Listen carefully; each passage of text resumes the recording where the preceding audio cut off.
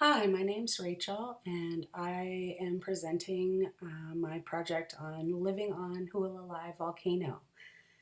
So this is a picture that I took driving home one night. It just shows how steep it is living in the neighborhood that I live in, but you can also see the beauty of all of the gardens and foliage and then the amazing views of the Pacific Ocean beyond. The physical geography of my neighborhood is very steep slope, very uneven terrain because it's all on a recent lava flow. Uh, the rock is mainly crumbling with very little soil on top.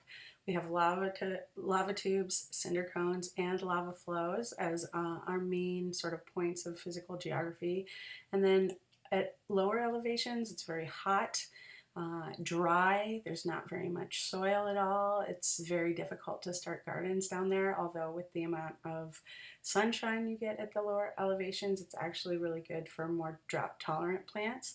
As you get up into higher elevations, you get a lot more wet, tropical cloud forest climate, and the trees and the foliage actually add to the soil layer there. So the soil is a little more well developed at higher elevations.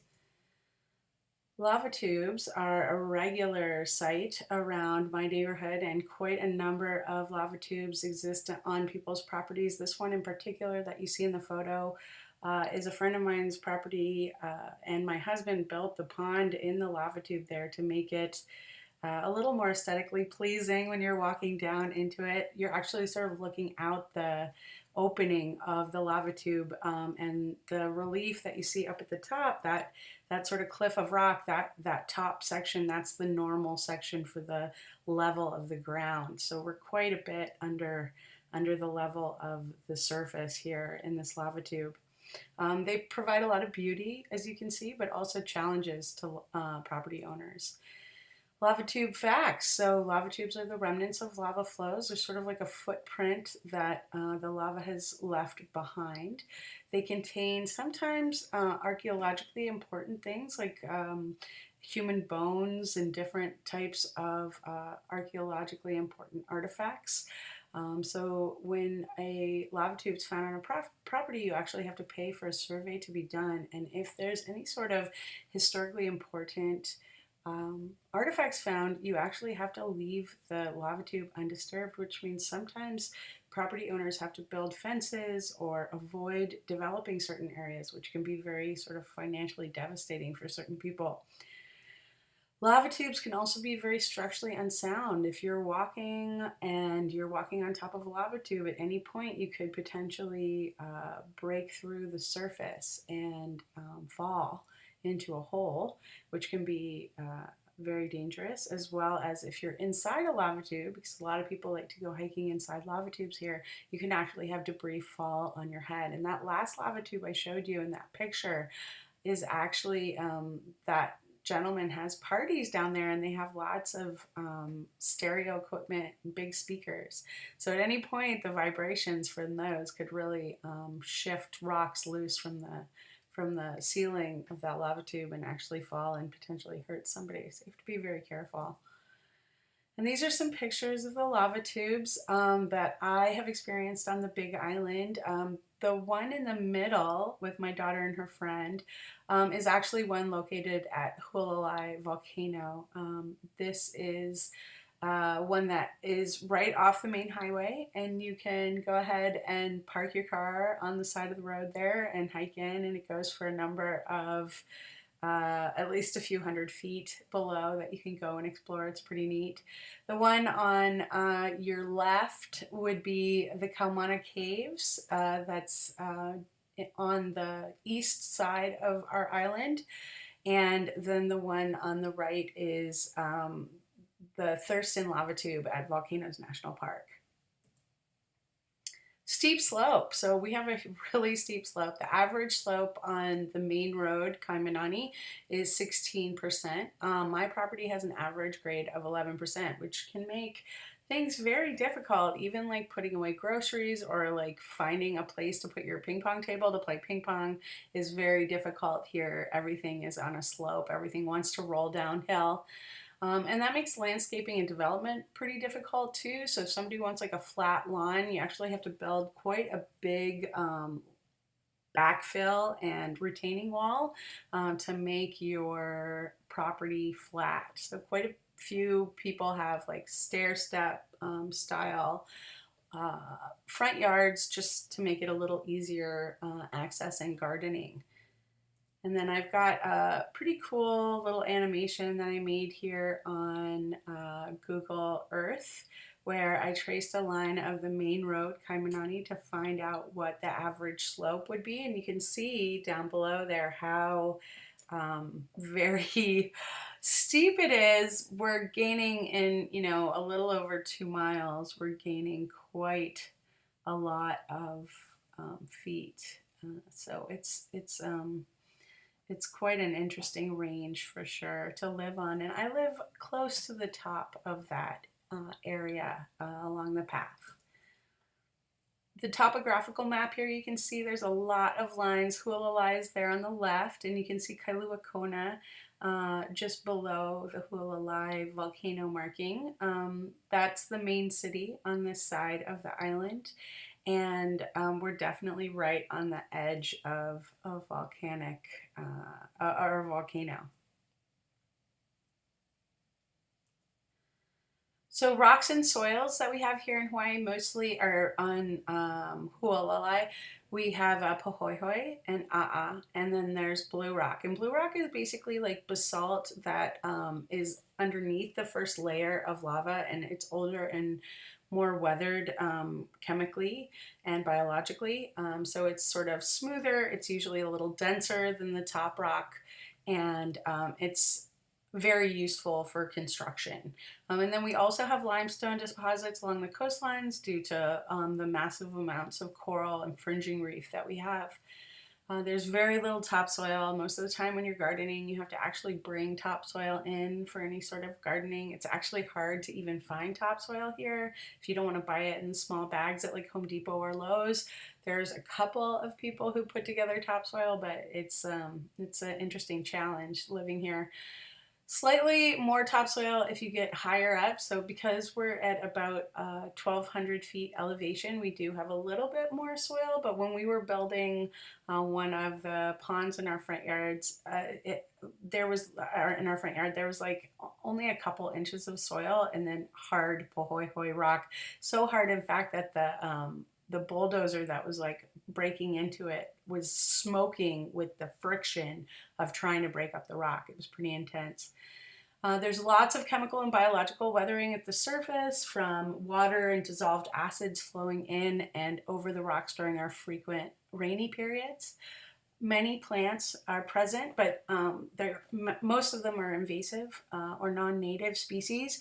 Invasive mean they just sort of take over and they just go nuts. Non-native meaning that they're not here originally, but people brought them in for the most part. Sometimes they're brought on other aspects, but a lot of our plants were brought in because of landscaping, actually, and so and farming for that matter. So most of the grasses that cover a large percentage of our island are actually invasive, non-native grasses. So it does contribute quite a bit to the biological weathering of the rocks.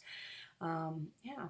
And we've got a few of the rock photos here. So you've got Pohoihoi on the left. You can see the really beautiful sort of ribboning that you get with Pohoihoi. You have the A'a, which makes for very rough hiking. Quite a bit of the hikes that you do here on Big Island and Hualalai Volcano are covered in A'a. So you really have to pick your steps carefully. And then you can see the blue rock down there at the bottom. It's much more smooth on the edges. You can see how much more weathered it is, and it's a much easier rock to be able to stack into rock walls and other types of construction. And then this is a map, a Google map or Earth map of my neighborhood, and I just put a little dot where I live so you can sort of get an aspect of where I'm located. You can see up above my home, there's the Hualalai summit. And then to the left of the Hualalai summit, there's the Pu'uwa'awa'a cinder cone, which also has a pretty cool hike to go up and around. It's really neat, and it's quite distinctive when you're driving north. And then directly below me is the airport, and you can see that really dark lava flow. That's the 1801 lava flow that basically flows right over where, or right under where the current international airport is. So in Hawaii, our lava flows are on Hualalai. Our lava flows are very distinguished. We have a very well-developed northwest rift zone, a moderately well-developed south-southeast rift zone, and a poorly developed north rift zone. Most of our eruptions, our most recent eruptions happened in 1800 and 1801, and they produced very fluid, very fast-moving lava flows. It was an alkalic basalt, and there was a lot of xenoliths from the mantle, and xenoliths are like unusual rocks that you get thrown up from the magma in the mantle. So there's quite a bit of that in the flows on Hualalai. Lava flow hazard zone map. This is something that insurance companies actually use to figure out what sort of payment you're going to make on your insurance and how you're going to be covered. Hualalai is a 4, and the higher you go, like 9, for example, would be the highest. That's the safest zone. That's the least likely to have lava flowing. So 4 is sort of in the middle, but really not highly likely. So it's our lava insurance, our volcano insurance isn't that high here. But some of the areas you can see that are actually developed, quite well developed in Hawaii, are 2s, and some of them are even 1s. So this can make it very difficult to get affordable insurance for your home, and there were whole communities that have been wiped out in the recent past in Hawaii. So this is a constant challenge for both insurance and for homeowners that you have to deal with, and just trying to be safe, of course, with your placement and your choice of location. And then this map is really cool. This is a map of the most recent lava flows of Hualalai. So you can see the Kaupulehu flow of 1800 that makes it to the sea, the Huehue flow of 1801 that makes it to the sea. That's the one that's basically underneath the international airport right now. And then there's a really big one that actually stretched all the way around Hualalai from Mauna Loa in 1859. So you can see that one in gray. It's a pretty neat map here. Now, information about Hualalai. Hualalai is actually the 3rd youngest and most active volcano on Hawaii Island. It's in the post-shield stage, which means it's sort of in the process of going dormant. The eruption rates have really decreased dramatically. It's only erupted 3 times in the last 1,000 years. But it is still an active volcano, so you still do need to be sort of aware of the challenges of living on an active volcano. 80% of the volcano is covered in lava flows that are less than 5,000 years old, and in a geological sort of time frame that is very recent history. It probably reached the explosive stage, meaning that it broke out from the ocean surface about 300,000 years ago. But most of the rocks that we've found today on like the areas that we can access of Hualalai are actually about 150,000 years old at the oldest. The volume's 12,400 kilometers cubed, and the area is 751 kilometers squared. Now, as far as geological activity at Hualalai, like I said, probably reached past the surface of the Pacific Ocean over 300,000 years ago, and the oldest rocks are aged at 128,000 years ago, excuse me. Last eruption was 1800 and 1801, and in April 2nd of 1868, there was the Great Ka'u earthquake that went along with that lava flow, and it was very strongly felt in the Kailua Kona area. But not very much damage happened. And then in 1929, there was actually quite a bit of earthquakes. There were 6,200 earthquakes recorded, and scientists think that it was probably caused because there was a a release of magma into the chamber below Hualalai, and actually they think it's below the Pu'uwa'awa'a cinder cone. In September 25th, 1929, there was a 6.1 magnitude earthquake, which is really big, and there was a ton of destruction to houses and roads. In October 5th, 1929, which is just a month later, basically, or a few weeks later, 6.5 magnitude earthquake, even bigger and a lot more destruction. And this was all centered around that Pu'uwa'awa'a event. And so scientists think because of this recent activity, it's probably highly likely that Hualalai will erupt at some point again in the future. And then there's that map. I was talking to you again about those flows there. So you can see that the flows. And then the Pu'uwa'awa'a cinder cone is highlighted right below that Mauna Loa flow. And so you can see sort of the relationship to where it is and where the Ahinoa crater is. So challenges of living on a volcano. We're in a lava flow and hazard level 4, so that makes it a little more difficult and a little more expensive to get insurance. Not as bad as living over in Hilo. Some areas in Hilo have a real tough time with that, but or on the Hilo side of the island, I should say, Pahoa area. But here on the Kalaoa area of Hualalai volcano, we're pretty safe. We have a lot of earthquakes. In fact, I just heard an earthquake this morning. We've had 195 earthquakes on the Big Island in July of 2017, and it's not even over yet, so we'll probably reach over 200. That's a lot of earthquakes. We're constantly having earthquakes.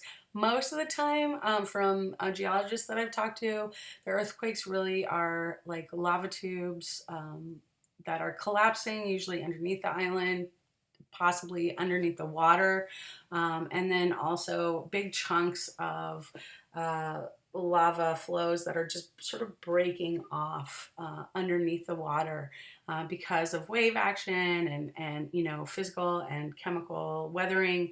Just huge sort of chunks of the side of the volcano fall off in the water, and that creates quite a bit of seismic activity. Vehicles here have to have their brakes were replaced on average every 1.5 years. It does a lot of damage to your vehicle.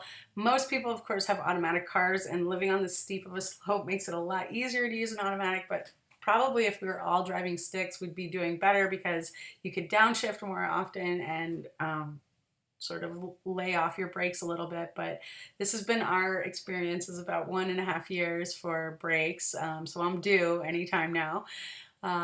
Walks and bike rides are also limited due to the steep slope. My daughter bike rides on our little block that goes sort of perpendicular to the main street because it's so steep. I occasionally see people biking here. A lot of times during Ironman season, you'll have people trying to bike up the hill as like training. It's pretty intense. I do a lot of walking around here, but again, it's super steep, and you're definitely putting strain on your joints and on your respiratory system just getting up and down a block, let alone taking a nice brisk stroll. Hikes are also usually over rough terrain. We have lots of lava, like I was saying before, on the surface, and so quite often when you're hiking, you're actually tripping over very sharp, very steep lava. I've cut myself on lava. My daughter's cut herself on lava. My husband's cut himself on lava. My dad broke his ankle slipping on lava when we first got here, so it's a very common challenge to deal with. But there's also a lot of fun to be had, and some of the fun geological adventures that we just absolutely love living on this volcano is snorkeling. There's snorkeling everywhere. We have huge fringing reefs all over the place. They're really beautiful. There's tons of amazing animals, and even though the water is starting to get warmer and some of our coral is starting to bleach, we do still have quite a bit of intact reef, which is awesome. There's these awesome hikes you can take all over the place through lava flows. There's actually ancient trails you can take all over the island, which is really neat. There's tons of national and state parks littered all over the island, which is really neat to be able to go and visit and read some of the interpretive information that they have available for you. And then there's an amazing variety of beaches. We have white sand beaches, you know, your typical soft powder sugar sand. Then we get your salt and pepper of all sorts of different mixes up. So sometimes it literally looks like salt and pepper. Sometimes it looks like there's been a whole bunch of dirt mixed in too. We get black beaches where it's like basically all just broken down lava rock, basalt rock. And then we get green sand because actually a lot of the lava here has a ton of olivine crystals in it. And they have a tendency to just sort of break apart and fall out of that lava rock. So you'll be walking on the beach and there'll just be this awesome stripe of green sparkles in the sand, which is really neat. So this is a picture of my daughter and I snorkeling on one of our local reefs. You can see some of that intact coral in the background. It's really beautiful. And she found a shed skin of a lobster there. So all sorts of fun exploration to do. These are some of our hikes, and you can see I'm walking over some of that lava there that's loose and uneven, and at any point you can trip. I am wearing slippers, so you know, you take your own risks. And then that's my husband and my daughter. At the end of one of our hikes, we hiked out. We actually jumped in the water and did some snorkeling there. It was really cool. And then this is some of the fun that we do. We've got there's a cinder cone down by Kua Bay. Kua Bay is the beach that you see there on the right on the top image. And you can see Hualalai Volcano in the background. It's really beautiful. It's actually quite popular. The water is just crystal clear. And then up above it, there's a cinder cone where you can hike up, and it's an excellent place to fly kites. So we have done that a number of times, and we really enjoy it. And that's the place of refuge.